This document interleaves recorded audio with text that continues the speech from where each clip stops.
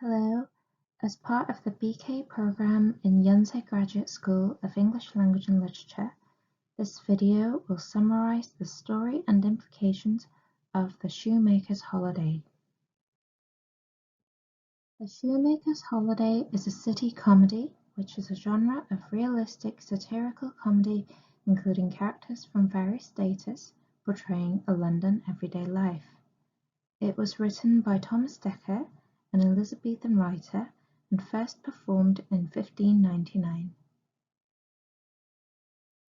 The play begins by depicting the romance between Roland Lacy, an aristocratic young man whose uncle is the Earl of Lincoln, and Rose Oatley, daughter to the Lord Mayor of London. Lincoln, disapproving of the interclass romance, sends Lacy to war so that he may become King's lead in France, and Oatley, equally unhappy with Rose's love interest, wants to marry her to Hammond, a wealthy middle-class man. However, Lacy stays in London by disguising as a Dutch shoemaker and works for Simon Eyre, a master in the craft. Using his connections, Lacy strikes a favourable deal for Eyre that makes him rich enough to climb the social ladder. While Lacy succeeds in becoming a shoemaker instead of a soldier, Rolfe, another of Eyre's apprentices, is forced to enter the army even though his newly wedded bride Jane pleads for his exemption.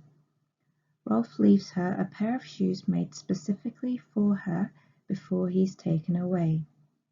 Jane is later led to believe that Rolfe had died by Hammond, as Hammond attempts to marry her after failing to court Rose despite Oatley's encouragement. Angry with his daughter's persistent waiting for her lover from different class, Oatley sends Rose to the country so that she may be completely separated from Lacy without a chance. Eyre, who has made a lot of money now, visits Oatley as he is to do business with the mayor. Eyre's wife Marjorie and the other shoemakers, including Lacy, accompany him. Recognizing Lacy, Rose asks her maid Sybil to help her get married to this Dutch shoemaker. Sybil brings Lacy to Rose's room, who pretends to fit her a shoe when Oatley comes in. Lacy escapes before Lincoln appears. Meanwhile, bitterly devastated by the news of her husband's death, Jane agrees to marry Hammond, unaware that Rolfe is back in London with the shoemakers, searching for her. When Hammond's servant offers Jane's special shoes for measurements in making wedding shoes, Rolfe and the shoemakers learn her whereabouts and devise a plan to stop the wedding. Lincoln and Oatley realize that the Dutch shoemaker is in fact Lacy and prompts Lacy's fellow shoemaker to reveal the location of the church where their wedding will be held. The shoemaker directs them to the church where Hammond and Jane will get married.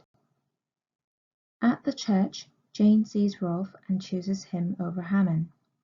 To the shoemaker's disgust, Hammond tries to buy Jane's hand in marriage with money, and Lincoln and Oatley arrive to stop them, mistaking them for Lacy and Rose in disguise. However, they hear that the two got married elsewhere and that Eyre, now the Lord Mayor of London, will appeal for them to the king.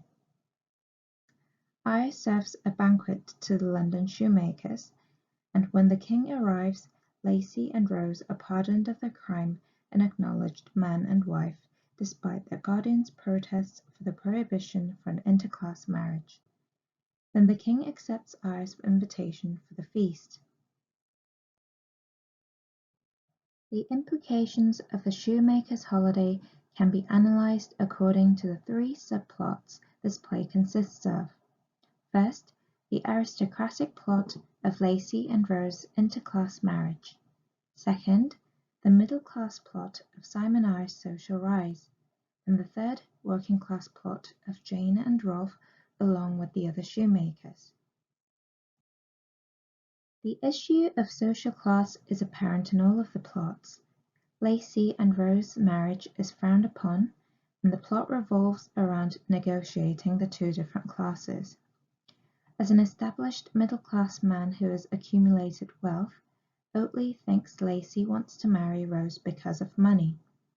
On the other hand, Lincoln despises Rose because he defines her class as a capitalistic snob. The money possessed by the middle class allows them to compete with the nobles in terms of economy, causing the nobles to feel threatened about the security of the existing class boundaries. Lacey himself erases this upper-class identity by disguising as a shoemaker, since gentility did not work then. The eventual mixing of classes through Lacey and Rose's marriage can seem as if Dekker is challenging the social order of the time. However, since women did not have property rights in this period, their marriage means that Lacey will end up inheriting all of Oatley's money, which signifies the middle-class identity, exploiting the middle class. Hence, Dekker's position in terms of hierarchy is a topic of much debate. Ire's rise in class from an artisan to the Lord Mayor of London highlights the capitalistic means of obtaining middle-class stature. As shoemaking is also referred to as the gentle craft, where craft denotes manual work and gentle alludes to gentility, Ire's representation in this play is quite clear. A hard-working middle-class man, although his wife Marjorie portrays the snobbish part of the same class. Throughout the play, Ire tries to pacify his working-class men by serving them food and drinks, such as throwing the banquet at the end in which the king partakes. This feast is an allusion to the carnival of the time, where during the event, a madness of classless society replaced everything. In this light, Ire's significant lines of "Prince am I none, yet am I princely born" implies that even commoners can loosen the hierarchical boundaries. However, the third plot does not share the same festive spirit like the aforementioned two plots. Depicting the working class struggles through Rolfe and Jane, the story is almost like a tragedy. While Lacey is able to easily desert his military duty, Rolfe is helpless under the order that sends him to the battlefield.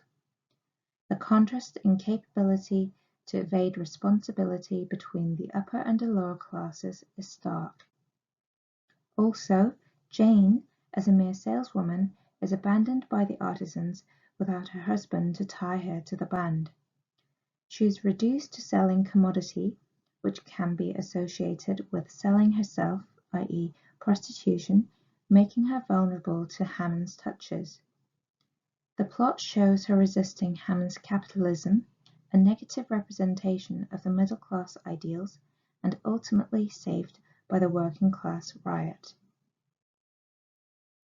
By discussing the class conflict and social mobility, and also rich in other themes such as national defense and gender that were not reviewed in this video due to time constraints, The Shoemaker's Holiday criticized many aspects of the English society.